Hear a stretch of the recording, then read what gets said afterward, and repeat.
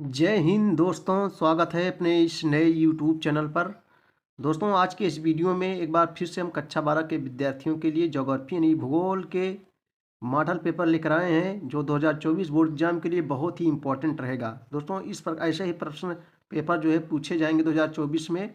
देखो, यहाँ अनुक्रमांक लिखना पड़ेगा, यहाँ बच्चे का नाम लिखना पड़ेगा, ठीक है, ये पेपर में। उसके बाद में संकेतांक दिया रहेगा, जैसे कुछ 327 BM ऐसे क्वेश्चन रहेगा संकेतांक।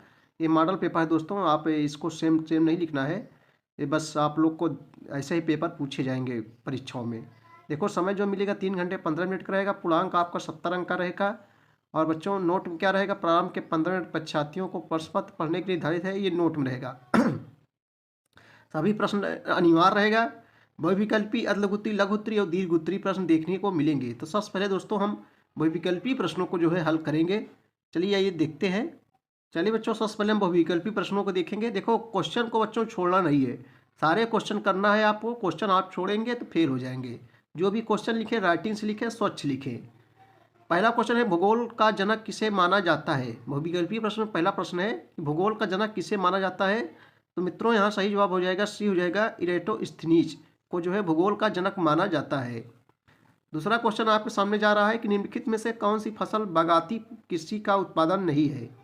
कहवा, नारियल, रबड़, चावल। तो इसमें सही जवाब दोस्तों क्या हो जाएगा, सी हो जाएगा, चावल हो जाएगा। निम्नलिखित देशों में से किसमें अधिक जनसंख्या है। रूस, यूएसए, ऑस्ट्रेलिया, ब्राज़ील। इनमें से किसमें अधिक जनसंख्या है। सही जवाब दोस्तों यहाँ बी हो जाएगा, यूएसए हो जाएगा। यूएसए बोले तो संयुक्त राज्य अमेरिका हो जाएगा। चौथा क्वेश्चन है कि निम्नलिखित में से कौन सी एक भौगोलिक सूचना का स्रोत नहीं है। कौन जो है एक भौगोलिक सूचना का स्रोत नहीं है। तो दोस्तों यहाँ सही जवाब डी हो जाएगा, प्राचीन महाकाव्य। अगला क्वेश्चन हम लोग चलेंगे, मानव विकास के 4 महत्वपूर्ण स्तंभों में कौन एक सम्मिलित नहीं है। सतत पोषणीयता, उत्पादकता, सशक्तिकरण, क्रय शक्ति, क्षमता। तो यहाँ सही जवाब दोस्तों क्या हो जाएगा, जो है सी हो जाएगा, क्रय शक्ति क्षमता हो जाएगा। निम्नलिखित में से कौन सा देश उच्च मानव विकास वाला नहीं है। निम्नलिखित में से कौन सा देश उच्च मानव विकास वाला नहीं है। नॉर्वे, अर्जेंटीना, जापान, मिस्र। दोस्तों यहाँ सही जवाब क्या हो जाएगा मित्रों, डी हो जाएगा, मिस्र हो जाएगा। विश्व में गन्ने का सबसे बड़ा उत्पादक देश कौन सा है। विश्व में गन्ने का सबसे बड़ा उत्पादक देश कौन सा है दोस्तों। तो यहाँ डी हो जाएगा, ब्राज़ील हो जाएगा। विश्व में गन्ने का सबसे बड़ा उत्पादक देश ब्राज़ील है। चलिए दोस्तों, अगला देखें क्वेश्चन हम लोग, पंचम क्रियाकलाप में संलग्न श्रमिकों को किस नाम से जाना जाता है। पंचम क्रियाकलाप में संलग्न श्रमिकों को किस नाम से जाना जाता है। सही जवाब यहाँ सी हो जाएगा, रेड कॉलर के नाम से जाना जाता है। चलो अतिलघुत्तरी प्रश्नों को हम लोग देखते हैं। संचार किसे कहते हैं। पहला क्वेश्चन आपके सामने जा रहा है कि संचार जो है किसे कहते हैं। संचार माने होता है दोस्तों फैलाव होता है, जिसे आप रेडियो हो गया, ये भी संचार साधन है। कंप्यूटर, मोबाइल वगैरह सब संचार साधन ही है। संचार किसे कहते हैं, चलिए इसका उत्तर हम लोग देखते हैं। संचार किसे कहते हैं, 2 नंबर ही है अतिलघुत्तरी, 2 नंबर यहाँ मिलेगा। चलिए दोस्तों, इसका उत्तर हम लोग देख ही लेते हैं। देखो, संचार किसे कहते हैं बच्चों। देखो, सूचनाओं को उनके उद्गम स्थान से, उद्गम जहाँ से निकलता है, सूचनाओं को उनके उद्गम स्थान से गंतव्य स्थान तक किसी चैनल के माध्यम से पहुँचाने की प्रक्रिया को संचार कहते हैं, जिसमें शब्दों, तथ्यों तथा विचारों का जो है समावेश होता है। दोस्तों, क्वेश्चन नंबर हम लोग 10 देखेंगे। क्वेश्चन नंबर 10 क्या है कि अंतर्राष्ट्रीय व्यापार क्या है। दोस्तों, अंतर्राष्ट्रीय व्यापार यानी जब एक देश से दूसरे देश से व्यापार होता है, वही अंतर्राष्ट्रीय व्यापार होगा। अंतर्राष्ट्रीय व्यापार क्या है, ये भी 2 नंबर का है। चलिए इसका उत्तर हम लोग देखते हैं, अंतर्राष्ट्रीय व्यापार क्या है। प्रश्नोत्तर नंबर 10 का उत्तर देखेंगे हम लोग। देखो, विभिन्न देशों के बीच उनकी भौगोलिक सीमा के बाहर वस्तुओं तथा सेवाओं के आदान प्रदान को जो है अंतर्राष्ट्रीय व्यापार कहा जाता है। दोस्तों, विभिन्न देशों के बीच उनकी भौगोलिक सीमा के बाहर वस्तुओं तथा सेवाओं के आदान प्रदान को अंतर्राष्ट्रीय व्यापार कहा जाता है। चलो प्रश्नोत्तर नंबर हम लोग 11 देखेंगे। दोस्तों, 11 क्या है, गुच्छित बस्तियां को परिभाषित कीजिए। गुच्छित बस्तियां किसे कहते हैं, 2 नंबर का है, अतिलघुत्तरी प्रश्न है। गुच्छित बस्तियां किसे कहते हैं, आइए इसका उत्तर हम लोग देखते हैं। देखो बच्चों, गुच्छित बस्तियां जो है घरों का एक संकुलित रूप से निर्मित क्षेत्र होता है, जिसे जो है संकुलित बस्तियां भी कहा जाता है। ये बस्तियां प्रायः उपजाऊ जलोढ़ मैदानों और उत्तर पूर्वी राज्यों में जो है पाई जाती हैं। इनके रहन सहन का सामान्य क्षेत्र चरागाह, खलिहानों आदि से जो है अलग होता है। इसी को कहते हैं दोस्तों गुच्छित बस्तियाँ। क्वेश्चन नंबर हम लोग 12 देखेंगे, जनसंख्या घनत्व को परिभाषित कीजिए। क्वेश्चन नंबर 12 है दोस्तों, जनसंख्या घनत्व को जो है परिभाषित कीजिए। 2 नंबर का है। चलिए इसका उत्तर हम लोग देख लेते हैं। जनसंख्या घनत्व किसे कहते हैं? तो जनसंख्या घनत्व या जनसंख्या के गणितीय घनत्व से तात्पर्य प्रति वर्ग किलोमीटर। प्रति वर्ग किलोमीटर बोले तो जैसे 1 किलोमीटर इधर, 1 किलोमीटर इधर, 1 किलोमीटर इधर, 1 किलोमीटर इधर, इसी को कहते हैं प्रति वर्ग किलोमीटर। तो जनसंख्या घनत्व या जनसंख्या के गणितीय घनत्व से तात्पर्य प्रति वर्ग किलोमीटर में निवास करने वाले व्यक्तियों की संख्या से है दोस्तों, जिसे जो है निम्न सूत्र से ज्ञात किया जाता है। जनसंख्या घनत्व बराबर क्या होता है? जनसंख्या घनत्व बराबर होता है किसी देश की कुल जनसंख्या बटे देश का कुल क्षेत्रफल। किसी देश की कुल जनसंख्या बटे देश का कुल क्षेत्रफल, ये जो है जनघनत्व का जो है सूत्र है। चलिए दोस्तों, अब हम लोग जो है प्रश्नोत्तर नंबर 13 देखेंगे। प्रश्नोत्तर नंबर 13 क्या है? चलवासी पश्चांक क्या है? प्रश्नोत्तर नंबर हम लोग 13 देखेंगे, चलवासी पश्चांक क्या है? आइए इसका उत्तर हम लोग देखते हैं दोस्तों। 2 नंबर का है, चलवासी पश्चांक किसे कहते हैं, या चलवासी पश्चांक क्या है? तो आइए प्रश्नोत्तर नंबर 13 का उत्तर देखेंगे हम लोग। देखो, पशुपालक का पशुओं के साथ चरागाह तथा पानी की खोज में एक स्थान से दूसरे स्थान पर स्थानांतरण करते रहना चलवासी पशुचारण कहलाता है दोस्तों। बहुत सरला है मित्रों, बहुत सरला है। चलवासी पशुचारण कहलाता है। चलवासी पशुचालक ऋतु प्रवास करते हैं। चलवासी पशुपालक ऋतु प्रवास करते हैं जब ऋतुएं के अनुसार। प्रश्नोत्तर नंबर 14 है, देखेंगे हम लोग। किन्हीं 2 लौह अयस्कों के नाम लिखिए। किन्हीं 2 लौह अयस्कों के नाम लिखिए। आइए इसका उत्तर हम लोग देखेंगे 14 का। भारत में किन्हीं 2 लौह अयस्क नाम लिखेंगे हम लोग। भारत में लौह अयस्क के 2 प्रमुख प्रकार, जैसे हेमेटाइट है तथा मैग्नेटाइट। हेमेटाइट ये लोहे का अयस्क है दोस्तों, मैग्नेटाइट भी जो है लोहे का अयस्क है। भारत में लौह अयस्क के 2 प्रमुख प्रकार हेमेटाइट तथा मैग्नेटाइट। आप लोग कैसे याद करेंगे कि ये जो है हेमेटाइट लोहे का अयस्क है, तो लोहे हमें टाइट रहना चाहिए। देखो यहाँ लिखेंगे हम लोग टाइट, हमें टाइट रहना चाहिए। कैसे? लोहे की तरह टाइट रहना चाहिए। तो हेमेटाइट किसका अयस्क हो जाएगा? लोहे का अयस्क हो जाएगा। मैग्नेटाइट, मुझे टाइट रहना चाहिए। कैसे? एकदम लोहे की तरह जो है टाइट रहना चाहिए। तो मैग्नेटाइट, हेमेटाइट, हमें टाइट रहना चाहिए कैसे दोस्तों? एकदम लोहे की तरह। मुझे टाइट रहना चाहिए कैसे? एकदम लोहे की तरह। तो लोहे का ए अयस्क हो जाएगा। हेमेटाइट तथा मैग्नेटाइट ये जो है लौह अयस्क है। अगला क्वेश्चन देखेंगे हम लोग।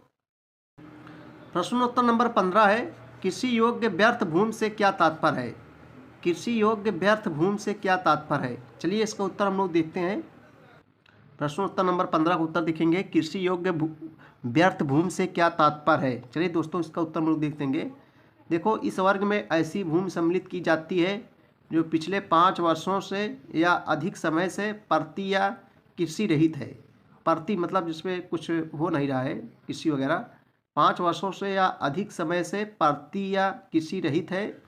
इस प्रकार की भूमि को जो है प्रचलित प्रौद्योगिकी की सहायता से जो है कृषि योग्य बनाया जा सकता है। चलो अब हम लोग प्रश्नोत्तर नंबर 16 देखेंगे। प्रश्नोत्तर नंबर 16 है दोस्तों, वर्षा जल संचयन का उपयोग क्या है? 2 नंबर के भी है, वर्षा जल संचयन का उपयोग क्या है? चलिए इसका उत्तर हम लोग देख लेते हैं। प्रश्नोत्तर नंबर 16, वर्षा जल संचयन का उपयोग क्या है? वर्षा जल संचयन का उपयोग क्या है? चलिए प्रश्नोत्तर नंबर हम लोग 16 देखेंगे। तो वर्षा जल संचयन के माध्यम से दोस्तों बारिश के पानी को एकत्रित कर उसका जो है भंडारण किया जाता है। वर्षा जल संचयन के माध्यम से बारिश के पानी को एकत्रित कर उसका जो है भंडारण किया जाता है। बाद में इस जल का उपयोग सिंचाई रहित सहित अन्य घरेलू या बागवानी कार्यों के लिए किया जाता है। इससे भूजल स्तर में भी जो है क्या होती है? वृद्धि होती है। इससे जो है भूजल स्तर में भी वृद्धि होती है। चलिए दोस्तों हम लोग उत्तरी प्रश्न हम लोग देखते हैं। आधुनिक विनिर्माण उद्योग की विशेषताओं का जो है वर्णन कीजिए। 4 नंबर का मिलेगा। उसके बाद मानव विकास के उपायों को उल्लेख कीजिए। अंतर्राष्ट्रीय व्यापार में प्रकारों की चर्चा कीजिए। भारत में अबरक के वितरण का वर्णन कीजिए।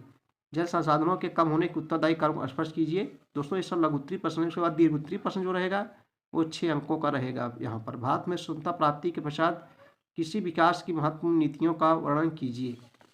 देखो उसके बाद में दोस्तों ये जो है दीर्घोत्तरीय प्रश्न आपको मिलेगा।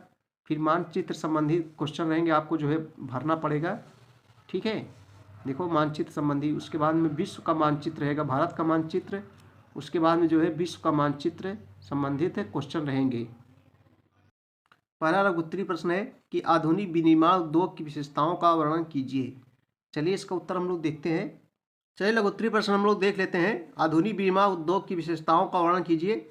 चलिए दोस्तों आइए देखते हैं लघुत्तरीय प्रश्न। देखो आधुनिक विनिर्माण, विनिर्माण मतलब फिर से निर्माण करना। जैसे जैसे गन्ना है, गन्ना से हम लोग चीनी बनाते हैं, तो दोस्तों ये विनिर्माण हो गया। जैसे गेहूं से आटा बन जाता है, तो ये विनिर्माण हो गया। आधुनिक विनिर्माण उद्योगों में अधिक निवेश की आवश्यकता होती है। इसके अंतर्गत बड़े पैमाने पर वस्तुओं का उत्पादन किया जाता है। कौशल विशिष्टीकरण उत्पादन विधि द्वारा जो है वस्तुओं का उत्पादन बड़े स्तर पर किया जाता है। वस्तुओं का निर्माण आदेशानुसार किया जाता है क्योंकि इनको बनाने में लागत अधिक आती है। आधुनिक विनिर्माण में यंत्रीकरण का विशेष रूप से प्रयोग किया जाता है। प्रौद्योगिकी नवाचार का प्रयोग व्यापक स्तर पर किया जाता है। दोस्तों इसे जो है अपशिष्टों का निपटारा दक्षतापूर्वक किया जा सकता है। विनिर्माण क्षेत्र संगठनात्मक रूप से काफ़ी मजबूत एवं स्तरीकृत होते हैं। प्रशासकीय अधिकारी एवं श्रम विभाजन आधुनिक विनिर्माण उद्योग की मुख्य विशेषता जो है मानी जाती है। चलिए प्रश्नोत्तर नंबर हम लोग 18 देखेंगे। मानव विकास के उपागमों का जो है उल्लेख कीजिए। दोस्तों आइए इसका उत्तर हम लोग देखते हैं। मानव विकास के उपागमों का जो है उल्लेख कीजिए। आइए इसका उत्तर देखा जाता है। मानव विकास के उपागमों का जो है उल्लेख कीजिए। इंपॉर्टेंस, वेरी इंपॉर्टेंस क्वेश्चन है, परीक्षाओं में पूछा भी गया है। चलिए आइए उसका उत्तर देख लेते हैं। दोस्तों हम लोग देखो मानव विकास के उपागम अर्थात मानव विकास की समस्या को देखने के प्रमुख ढंग क्रमशः आय उपागम, कल्याण उपागम, आधारभूत आवश्यकता उपागम तथा क्षमता उपागम है, जिनका उल्लेख इस प्रकार से किया गया है। पहला है आय उपागम। यह जो है प्राचीन उपागम है तथा इसमें मानव विकास को आय के साथ जोड़ कर देखा जाता है। नंबर 2 जो है कल्याण उपागम। इसमें दोस्तों शिक्षा, स्वास्थ्य, सामाजिक सुरक्षा जैसे कल्याणपरक लक्ष्य सम्मिलित होते हैं, जो मानव विकास के स्तरों को जो है बढ़ाते हैं। नंबर 3 आधारभूत आवश्यकता उपागम। इसमें मुख्य रूप से 6 आधारभूत आवश्यकता जैसे शिक्षा, स्वास्थ्य, भोजन, जलपूर्ति, स्वच्छता और आवास पर जो है बल दिया जाता है। ये जो है दोस्तों आधारभूत आवश्यकता उपागम है। उसके बाद में क्षमता उपागम के अंतर्गत क्या है, जैसे इसमें संसाधनों तक पहुंच बनाने हेतु क्षमताओं का विकास महत्वपूर्ण माना गया है। इस उपागम का संबंध प्रो अमर्त्य सेन की अवधारणा से जो है अमर्त्य सेन की अवधारणा से संबंधित है। चलिए दोस्तों क्वेश्चन नंबर हम लोग 19 देखेंगे। अंतर्राष्ट्रीय व्यापार में प्रकारों की चर्चा कीजिए। अंतर्राष्ट्रीय व्यापार में प्रकारों की जो है चर्चा कीजिए। आइए इसका उत्तर हम लोग देखते हैं। अंतर्राष्ट्रीय व्यापार के प्रकारों की चर्चा कीजिए। चलिए लघुत्तरीय प्रश्न देखेंगे, मोस्ट इंपॉर्टेंट क्वेश्चन है। अथवा द्विपार्श्विक व्यापार और बहुपार्श्विक व्यापार की व्याख्या कीजिए। अथवा करके दो, ऐसे भी मॉडल पूछ सकता है, ऐसे ही मॉडल पूछ सकता है। चलिए दोस्तों इसका उत्तर हम लोग देखते हैं। द्विपार्श्विक अथवा द्विपक्षीय व्यापार हेडिंग डाल लेंगे, उसके बाद लिखेंगे इस प्रकार का व्यापार दो देशों के मध्य जो है होता है। इस तरह का व्यापार तभी होता है जब दोनों देशों की अर्थव्यवस्थाएं एक दूसरे की पूरक होती हैं। इसमें समझौते के तहत जो है विभिन्न वस्तुओं तथा सेवाओं का जो है आयात निर्यात किया करते हैं। आयात किसे कहते हैं दोस्तों, जब किसी वस्तु को एक दूसरे देश से मंगवाते हैं, जैसे दूसरे देश से आना आयात, और किसी एक देश से दूसरे देश में किसी वस्तु को भेजना उसे निर्यात बोलते हैं दोस्तों। दूसरा है बहुपार्श्विक अथवा बहुपक्षीय व्यापार। यह व्यापार बहुत से व्यापारिक देशों के साथ किया जाता है, अर्थात एक देश अनेक देशों के साथ व्यापार करता है। इसमें कोई देश किसी देश को सर्वाधिक अनुकूल राष्ट्र का दर्जा भी दे सकता है, जिसे जो है विशेष छूट दी जाती है। चलिए दोस्तों अगला क्वेश्चन देखेंगे हम लोग। क्वेश्चन नंबर 20 है, भारत में अभ्रक के वितरण का वर्णन कीजिए। भारत में अभ्रक के वितरण का वर्णन कीजिए। आइए इसका उत्तर हम लोग देखते हैं। भारत में अभ्रक के वितरण का जो है विवरण दीजिए। वेरी इंपॉर्टेंट क्वेश्चन है, लगातार कई वर्षों से परीक्षाओं में पूछा जा रहा है, लघुत्तरीय प्रश्न दोस्तों। आइए इसका उत्तर हम लोग देख लेते हैं। देखो आज से अभ्रक सबसे अधिक झारखंड, आंध्र प्रदेश और राजस्थान में पाया जाता है। इसके अतिरिक्त तमिलनाडु, पश्चिम बंगाल और मध्य प्रदेश में जो है पाया जाता है। अभ्रक के वितरण का विवरण निम्नलिखित है। नंबर 1 है झारखंड। झारखंड में उच्च कोटि का अभ्रक पाया जाता है। यहाँ अभ्रक की पेटी 150 किलोमीटर लंबी तथा 22 किलोमीटर चौड़ी है। देश के कुल उत्पादन का 50% भाग इस क्षेत्र में पाया जाता है। नंबर 2 जो है आंध्र प्रदेश। नेल्लोर जिले में उच्च कोटि के अभ्रक का उत्पादन होता है। यहाँ देश का 30% भाग अभ्रक पाया जाता है। आंध्र प्रदेश में नेल्लोर जिला है, नेल्लोर जिला। उसके बाद दोस्तों है राजस्थान। राजस्थान में अभ्रक का उत्पादन अजमेर, बियावर, भीलवाड़ा और डूंगरपुर जिलों में जो है होता है। उसके बाद में है कर्नाटक। कर्नाटक में मैसूर तथा हासन जिलों में अभ्रक पाया जाता है।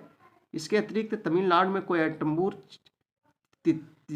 चित्रापल्ली, त्रिचिरापल्ली, मदुरई और कन्याकुमारी आदि अभ्रक उत्पादक क्षेत्र हैं। केरल और महाराष्ट्र में भी जो है अभ्रक पाया जाता है दोस्तों। अगला क्वेश्चन देखेंगे हम लोग। क्वेश्चन नंबर 21 है, जल संसाधनों के कम होने के उत्तरदायी कारकों को स्पष्ट कीजिए। दोस्तों सब कठिन क्वेश्चन नहीं, बहुत सरल क्वेश्चन है, आप अपने मन से भी लिख सकते हैं। जल संसाधनों के कम होने के उत्तरदायी कारकों को स्पष्ट कीजिए। आइए इसका उत्तर हम लोग देखते हैं। जल संसाधनों के कम होने के लिए उत्तरदायी कारकों की चर्चा कीजिए। अथवा यह कहा जाता है कि भारत में जल संसाधनों में तेजी कमी आ रही है। जल संसाधन कमी के लिए उत्तरदायी कारकों को लिखिए। चलिए उत्तर देख लेते हैं। जल संसाधनों कम होने के उत्तरदायी कारक निम्नलिखित है। नंबर 1, बड़े पैमाने पर जल की खपत में वृद्धि। जल संसाधनों की बड़े पैमाने पर खपत बढ़ती जा रही है। घरेलू कार्यों, औद्योगिक इकाइयों एवं किसी क्षेत्र में बड़े पैमाने पर जल की खपत में वृद्धि हुई है। नंबर 2 दोस्तों, जल की तीव्रता में बढ़ता प्रदूषण। जल संसाधनों का प्रयोग तीव्र रूप से बढ़ता जा रहा है, जो अन्य कार्यों में उपयोग करने योग्य नहीं रह जाता है। अतः जल संसाधनों के कम होने का यह उत्तरदायी कारक है। नंबर 3, तीव्र गति से बढ़ती जनसंख्या। जल संसाधनों के कम होने के प्रमुख कारणों में से एक तीव्र यानी तेजी से गति से बढ़ती हुई जनसंख्या दोस्तों, जिससे प्रति व्यक्ति जल उपयोग में कमी आई है। जल उपयोग में कमी आई है। चलिए दोस्तों हम लोग दीर्घ उत्तरीय प्रश्न देखेंगे। अथवा जहाँ रहेगा एक क्वेश्चन करना है, चाहे इसको कीजिए चाहे इसको कीजिए। भारत में स्वच्छता प्राप्ति के पश्चात किसी विकास की महत्वपूर्ण नीतियों का वर्णन कीजिए। अथवा ग्रामीण क्षेत्रों में वर्षा जल संचयन की तकनीकों का वर्णन कीजिए। दोनों सरल क्वेश्चन अपने मन से लिख सकते हैं आप। चलिए हम लोग 23 नंबर देखते हैं उत्तर। भारत में स्वतंत्रता प्राप्ति के पश्चात किसी विकास की महत्वपूर्ण नीतियों का वर्णन कीजिए। तो उत्तर देखेंगे दोस्तों, स्वतंत्रता प्राप्ति के बाद जब हमारा देश आज़ाद हुआ। देश हमारा दोस्तों कब आज़ाद हुआ? 15 अगस्त 1947 को। लेकिन संविधान कब बना? 26 जनवरी 1950 को।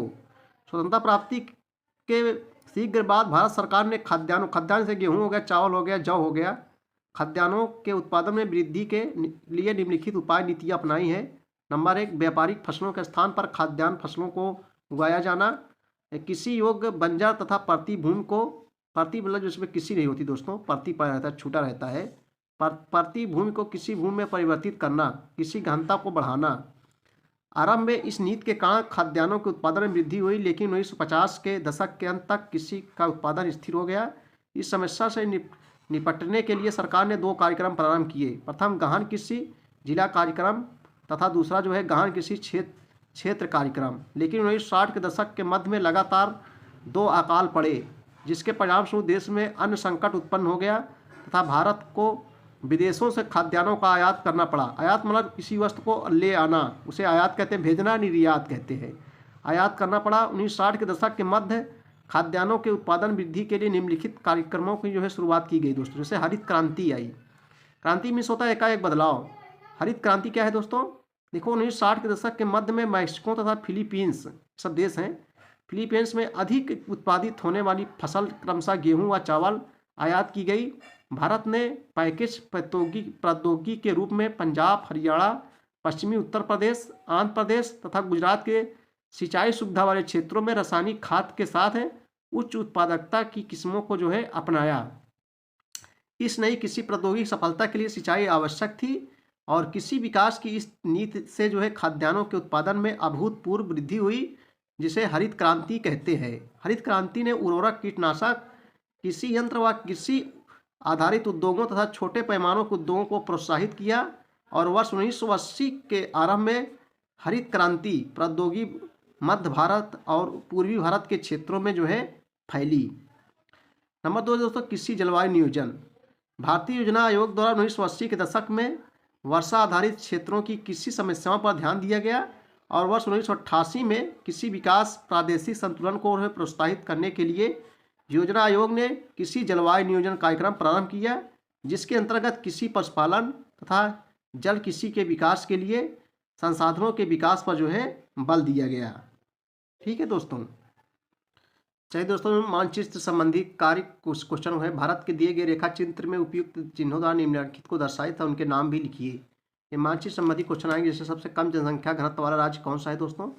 तो आइए देखो, ये भारत है। सबसे कम जनसंख्या घनत्व वाला राज्य जो है अरुणाचल प्रदेश है। देखो ये है अरुणाचल प्रदेश, सबसे कम जनसंख्या घनत्व वाला राज्य है। उसके बाद में दूसरा क्वेश्चन है, सबसे अधिक नगरीय जनसंख्या वाला राज्य कौन सा है? सबसे अधिक नगरीय जनसंख्या वाला राज्य कौन सा है दोस्तों, आपको बताना है। तो सही जवाब हो जाएगा तमिलनाडु। ये देखो जो है तमिलनाडु है, सॉरी ये तमिलनाडु है दोस्तों, ये जो है तमिलनाडु है। दूसरा क्वेश्चन क्या है, सबसे अधिक नगरीय जनसंख्या वाला राज्य कौन सा है? तमिलनाडु है। देखो ये तमिल है, नीचे है। उसके बाद ये श्रीलंका है। तीसरा क्वेश्चन देखेंगे हम लोग। तीसरा क्वेश्चन है, लौह अयस्क उत्पादन करने वाला एक राज्य कौन सा है? तीसरा क्वेश्चन देखेंगे कि लौह अयस्क उत्पादन करने वाला एक राज्य कौन सा है। तो दोस्तों ये जो है राज्य कौन सा है तीसरा? सही जवाब क्या हो जाएगा? उड़ीसा। ये जो है उड़ीसा है। देखो उड़ीसा जो है, यहाँ पर उड़ीसा स्थित है। उसके बाद में है, उत्तर प्रदेश का एक तेल शोधन कारखाना है तो मथुरा। ये चौथा उत्तर हो जाएगा मथुरा, जो कहाँ है? उत्तर प्रदेश में स्थित है दोस्तों। ये जो है उत्तर प्रदेश है। अगला क्वेश्चन है, सबसे कम मानव विकास सूचकांक वाला राज्य कौन सा है? सबसे कम मानव विकास सूचकांक वाला राज्य दोस्तों कौन सा है? तो हो जाएगा बिहार। पांचवा जो है बिहार हो जाएगा। देखो ये जो है उत्तर प्रदेश के बगल में क्या है दोस्तों? ये जो है बिहार स्थित है। तो ये मानचित्र संबंधी भी क्वेश्चन आपको मिलेंगे। ठीक है दोस्तों। उसके बाद विश्व के मानचित्र भी क्वेश्चन रहेंगे। जैसे देखो, ये विश्व में सबसे अधिक जनसंख्या वाला देश कहाँ है? अब पहले चीन था, अब जो है दोस्तों भारत में हो गया है। तो आप देख सकते हैं यहाँ विश्व में भारत कहाँ है। ये देखो ये जो है भारत है। सबसे ज़्यादा पहले चीन में जनसंख्या थी, लेकिन अब जो है भारत हो गया है। तो आपको ऐसे भरना है। पूरा अंक दोस्तों जो है मिलेंगे। राइटिंग अच्छी आप लोग डेली प्रैक्टिस करिए लिखने की। राइटिंग अच्छी, लेकिन नंबर भी अच्छा रहेगा। क्वेश्चन को नहीं छोड़ना है दोस्तों।